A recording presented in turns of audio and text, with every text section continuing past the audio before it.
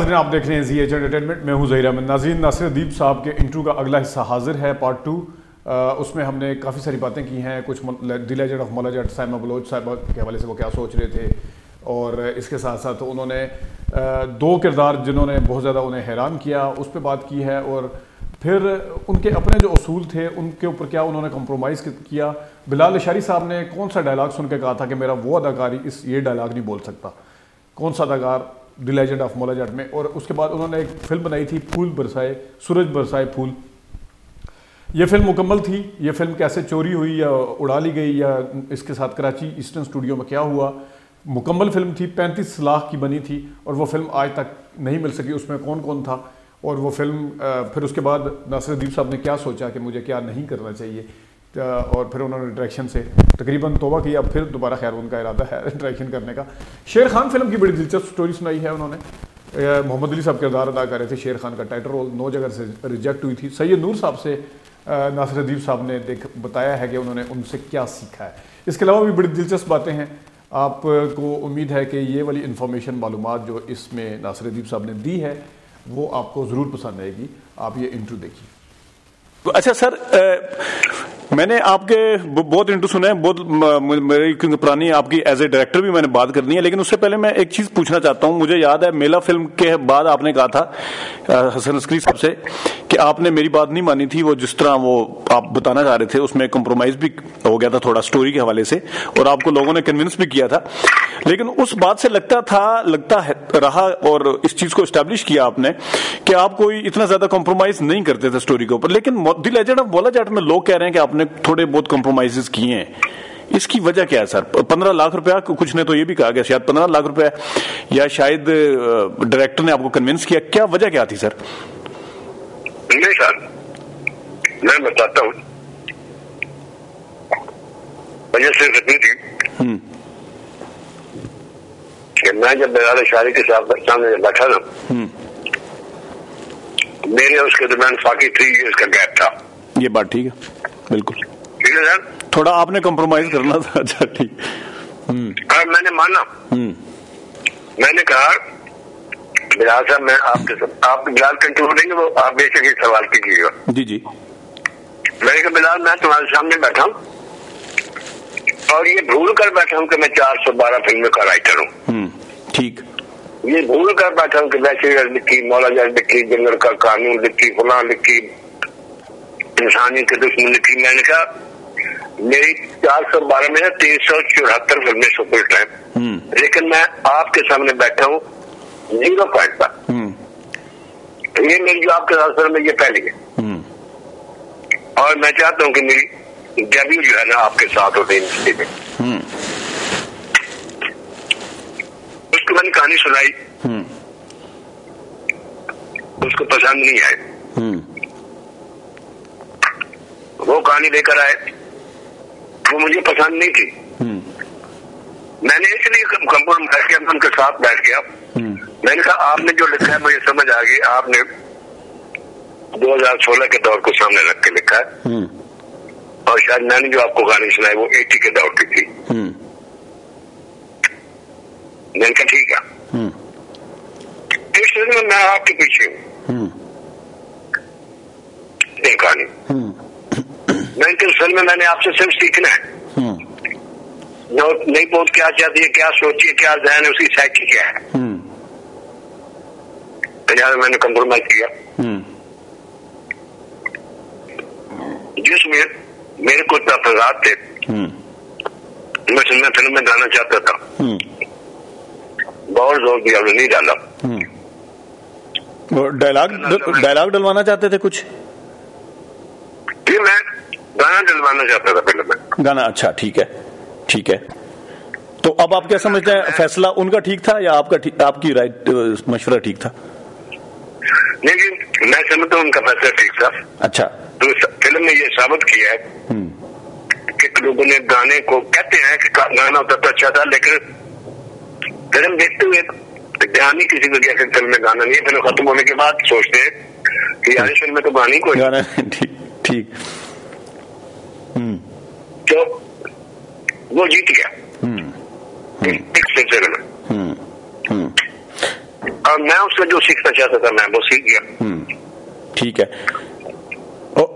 और सर एक चीज मैंने इससे रिलेटेड और भी क्वेश्चन है, एक चीज मुझे बताइएगा सर, मौला जट में जिस तरह, क्योंकि आपका ताल्लुक भी सरगोदा से है, जो मुखो थी पुरानी मौला जट में आसिया साहिबा ने किसी जगह भी किरदार से बाहर नहीं निकली थी अपने लहजे और अपने एक्सेंट के हिसाब से, ऑल्दो वो भी वहां की जुबान नहीं थी, लेकिन आपको लगा नहीं कि इन्होंने लाहौरी को और सरगोदा वाले को मिक्स कर दिया माहिरा साहिबा ने?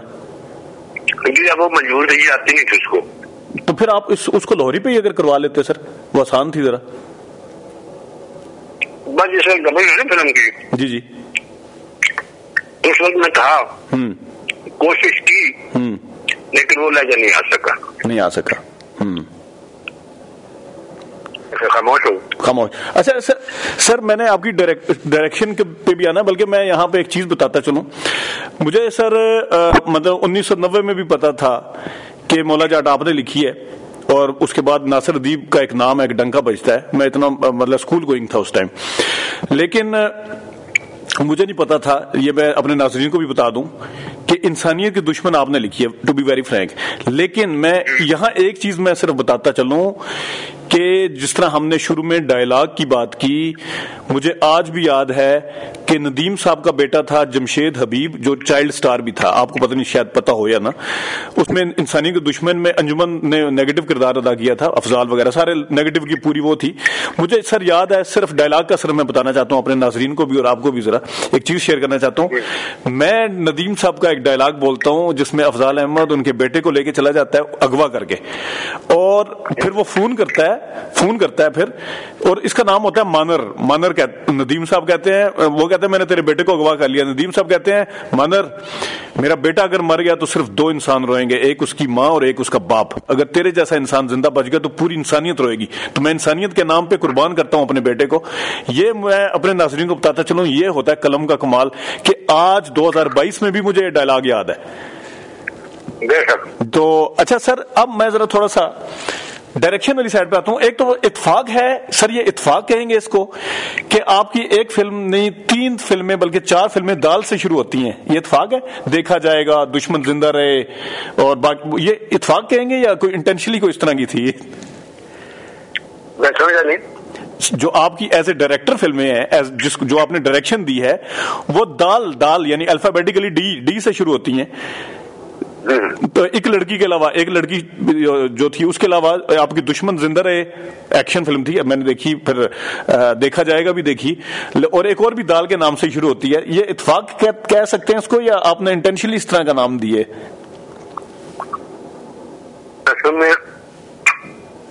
पहली फिल्म थी मेरी दुनिया देखेगी, ये देखा मैं मिस कर गया था बीच में, दुनिया देखेगी, दुश्मन जिंदा रहे, देखा जाएगा, बिल्कुल वो सुपरहिट हो गई।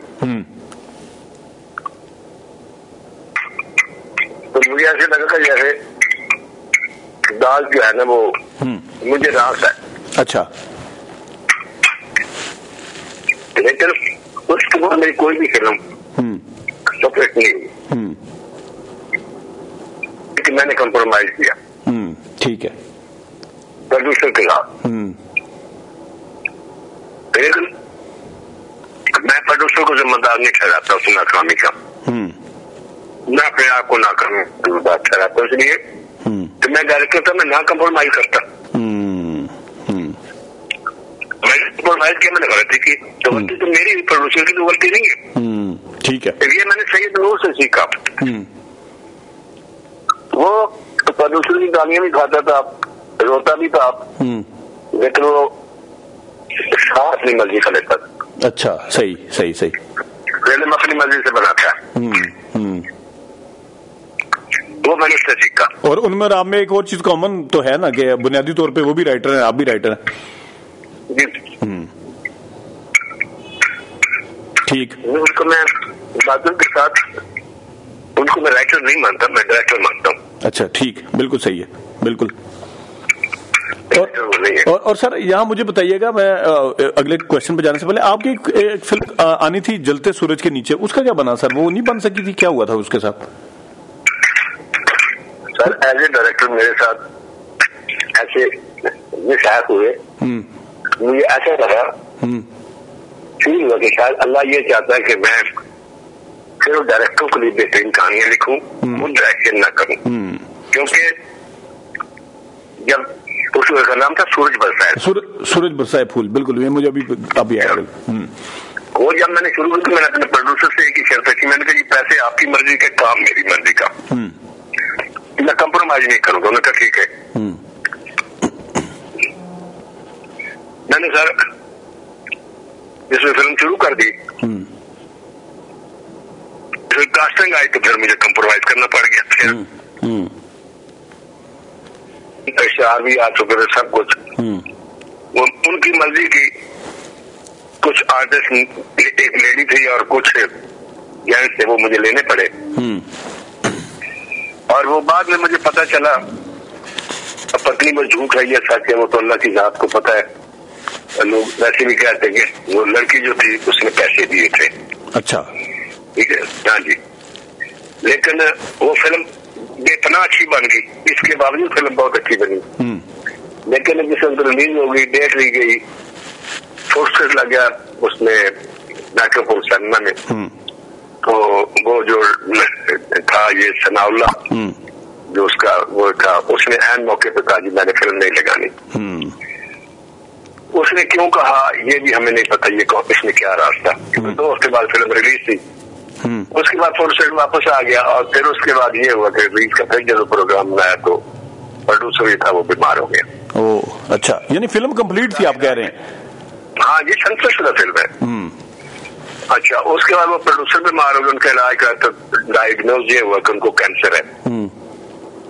आखिरकार सर वो 1 साल इलाज कराते रहे, आखिरकार उनका इंतकाल हो गया। जी जी बिल्कुल।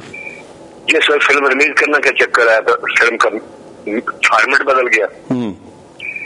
अब ये कि वो नेगेटिव लाओ और उस नेगेटिव से फिर वो बनेगा, पत्नी क्या बनेगा, और उसके बाद फिर इस पर होगी ये डीपीसी जो बनती है ना। हाँ, जिस तरह अभी ये मोला जाट आ रही है दोबारा पुराने वाली, बिल्कुल। हाँ, जैसे हाँ, तो वो जनाब वो हो न सका। उसका फिर क्योंकि वो जो नेगेटिव में लेने गया तो वो जो स्टूडियो में वो हमारा नेगेटिव था, वो स्टूडियो बेच के उसको कोई पर्ची मिली एमपीएम की तरफ से 4 करोड़ की, वो रातों रात अपना स्टूडियो बेच के तो वो लंदन भाग गया फैमिली समेत। अच्छा, वो जो नेगेटिव था वो किसके हवाले कर गया कोई पता नहीं, वो नेगेटिव हमें ना मिला। लिहाजा वो पता चला यहाँ तो अब ये फिल्म रिलीज नहीं हो सकती, वो चक्कर वाला तो सिस्टम ही खत्म हो गया। फिर जनाब मजबूरन वो फिर डब्बों में बंद पड़ी हुई है। और उसमें सर ये सोचा जी जी जी जी फिर उस वक्त सब याद आया कि अल्लाह ताला ने जब किसी को कुछ देना होता है तो रास्ते बनाता है उसके लिए खुद ही, कामयाबी की तरफ ले जाता है। जब मैंने कहा मैं डायरेक्टर बना, मेरी पहली फिल्म सुपर पत्नी मेरे से कोई गलती हो गई या मेरी से कोई कोताही होगी, जो भी हो गया मैं इसमें नाकाम होता चला गया।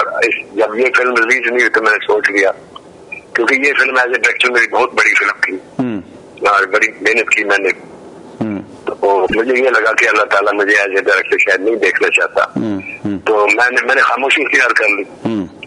अब उसकी जब रहमत होगी वो मुझे देखना चाहेगा तो मैं जरूर डायरेक्टर बनूंगा और इंशाअल्लाह ताला बहुत अच्छी फिल्म बनाऊंगा। और सर उसमें कास्ट में कौन कौन थे सूरज बरसाए फूल में? उसमें सारी नई कास्ट थी, उसमें कोई भी नाम वाला आदमी नहीं था सिवाय बातन फारूकी के। ओके, अच्छा, फिर तो बजट भी इतना नहीं लगा होगा। वो सारे टोटल फिल्म 34 लाख रुपए की थी। अच्छा, 34 लाख की थी। वो आज के दौर में अगर पड़ी भी होती तो उसको आप किसी तरीके से अमेज़न पे कन्वर्ट करवा के दे देते, या उस पे ये जो आजकल आपको पता यूट्यूब को नेगेटिव नहीं मिला जी, नेगेटिव की तलाश में अभी तक मैं जारी हूँ। मेरी जरूरत है कि जैसे कोई मेरा इंटरव्यू सुन ले तो शायद किसी को रहम आ जाए या उसी स्टूडियो वाले को रहम आ जाए वो। और ये स्टूडियो का ये कौन सा स्टूडियो, लाहौर के स्टूडियो में थी कराची के? स्टूडियो था जी, वो बड़ा मशहूर स्टूडियो था, पता क्या ईस्टर्न वेस्टर्न स्टूडियो या क्या? ईस्टर्न स्टूडियो, जी जी जी, ठीक है। वो एक मिल थी कपड़े की, उसके साथ था। अच्छा, उसके साथ था, बिल्कुल। तो वो अच्छा सर, एक चीज और कि जो मैंने आपका एक क्लिप देखा था, आपने कहा जी मैंने कुछ डायलॉग लिखे वो मैंने क्लिप बड़ा इसके बाद मैं शेर खान पे भी आता हूँ, लेकिन आप इसका the legend of Maula Jatt के कुछ डायलॉग लिखे तो आपने बिलाल इशारी साहब के सामने जाके रखे, तो बिलाल इशारी साहब ने देखा मेरी तरफ तो खामोश हो गए, तो आपने कहा कि मैंने उसका रद्दमल देख के परेशान हो गया कि शायद मैंने डायलॉग से नहीं लिखे या क्या मैं अजीब सा लगा। तो बाद में उन्होंने कहा जी मेरे अदाकार में इतना, आप जरा शेयर कर दें, मुझे उसकी समझ नहीं आई थी।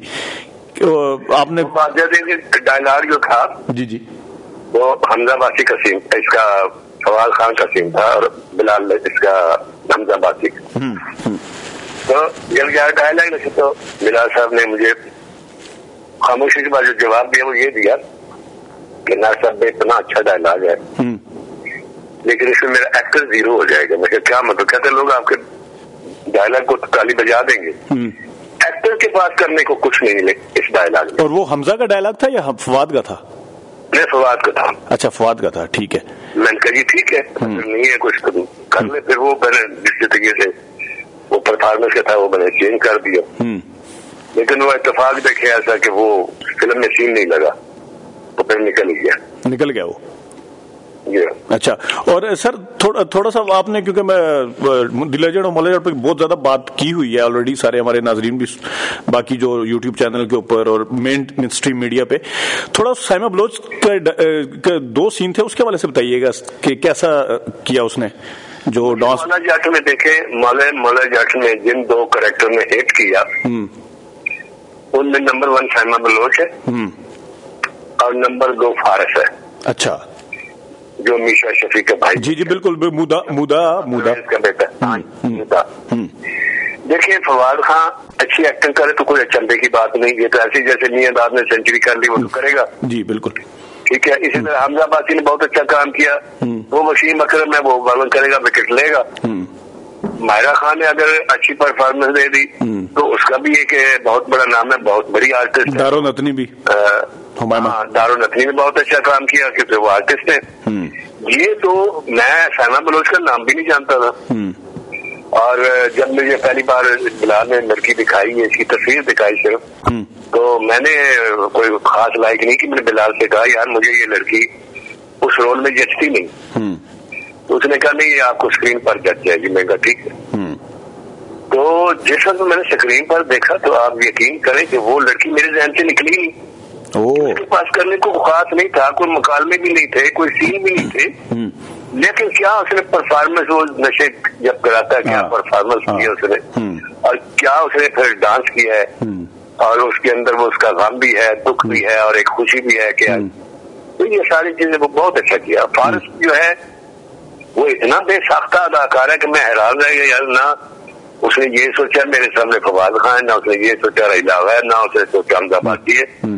वो जैसे ना कभी कुछ न कुछ समझते ही नहीं, इतना बेसाख्ता अदाकार, मैं हैरत ज़्यादा रह गया।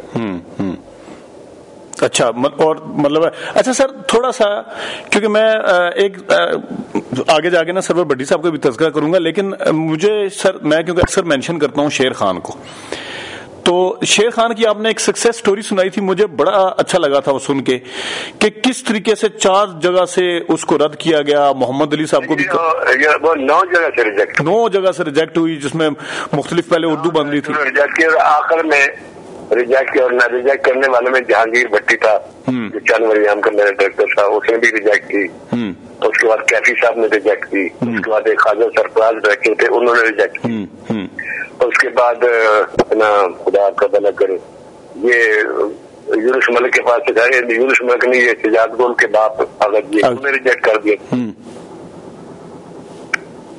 वो इसलिए रिजेक्ट किया कि उन्होंने मुझे कहा था कि कहानी सुनाओ। मैंने कहा जी कहानी मैंने आपके घर जाकर आपके हीरो को भी सुना दी, बेटे को सुना दी, आपको सुना दी, आपके 10-12 लोग थे उनको सुना दी। अब मैं इनको क्यों सुनाऊं? उनके दफ्तर में बैठे थे मकरम साहब, इकबाल यूसुफ साहब, बड़े बड़े डायरेक्टर थे सर, और वो अपना वो बड़े मशहूर आदमी थे राजा गजनफर साहब, और 1-2 आदमी बैठ रहे थे, मैनेजर भी था। कहते हैं इनको सुना। मैंने कहा इनको मैं क्यों सुनाऊं? मैं तो इनको नहीं सुनाता। कहते तुम नहीं सुनाओगे तो मैं फिल्म बंद कर दूंगा। मैं कहा बंद कर दे। और फिल्म शुरू हो चुकी थी, बननी शुरू हो चुकी थी, ओपनिंग की डेट रखी थी, कार्ड लेने गया हुआ था। अच्छा ठीक है। तो मैं कह जी बंद कर देना, मेरे पैसे दे दो। मैं कह जी मैं पैसे भिजवा देना था। मैं जनाब दफ्तर में चला गया ऊपर से, मरहूम आ गए कुछ तकरीबन 2 घंटे बाद। तो मेरा चेहरा होता तो कहते की गल है, मैंने उनको सारी बात सुनाई, मैं कोई बात नहीं, उन्होंने मुझे पैसे दिए, मैंने एडवांस देता अगर जी गुल साहब को दे दिया। उसके बाद वो अपना गए लक्ष्मी चौक और नौला गुजर था एक हाजी मोहम्मद अली का भाई, जिसने जगह गुजर बनाई थी, वैसी गुजर बनाई थी, तो उसके पास गया यूनुस मलिक। उसने कहा जी मैं, उसने जेवर लिया अपने घर का, अपनी मिसेज का जेवर ले लिया यूनुस मलिक साहब ने अपने घर का, यानी कि जेवर बेचने के लिए गए वो? हाँ, जेवर था, वहां से 3 लाख रुपए लिए और 2 लाख रुपया लिया। एक वो शेख ताहिर अली मोंगा था, वो भी उनका दोस्त, 2 लाख उनसे लिए, उसने फिल्म खुद शुरू कर दी। और फिर वो मतलब है कि वो कामयाब होगी फिर? सर मौला जट 2 साल लगी थी शमिस्तान में, तो शेर खान नगमा सलमान 3 साल चली थी। 3 साल, जबरदस्त। और सर ये बताइएगा कि क्या इसमें पहले मोहम्मद अली साहब को भी कास्ट किया गया था? जी ये गुल ने इस फिल्म को उर्दू में कर दिया था। अच्छा, उसमें कास्ट में मोहम्मद अली साहब के अलावा और कौन? और टाइटल जो था शेर खान का वो मोहम्मद अली साहब कर रहे थे। अच्छा। और गाना भी उर्दू में बन गया, शेमन रिजवी साहब ने लिखा था, वो झांझरिया पहना दो, झांझरिया पे चिपका दो, मेरी बिंदिया पे दो, क्या नाम है मेरे साजन का, मेरी बिंदिया पे लिखवा दो, इसी को उन्होंने पंजाबी में वारिस सुल्तानी साहब ने कहा। नाज़रीन, ये नासिरुद्दीन साहब हैं और इनका अभी ये इंटरव्यू जारी है। आज तक के लिए इतनी इजाज़त दीजिए, अल्लाह हाफ़िज़।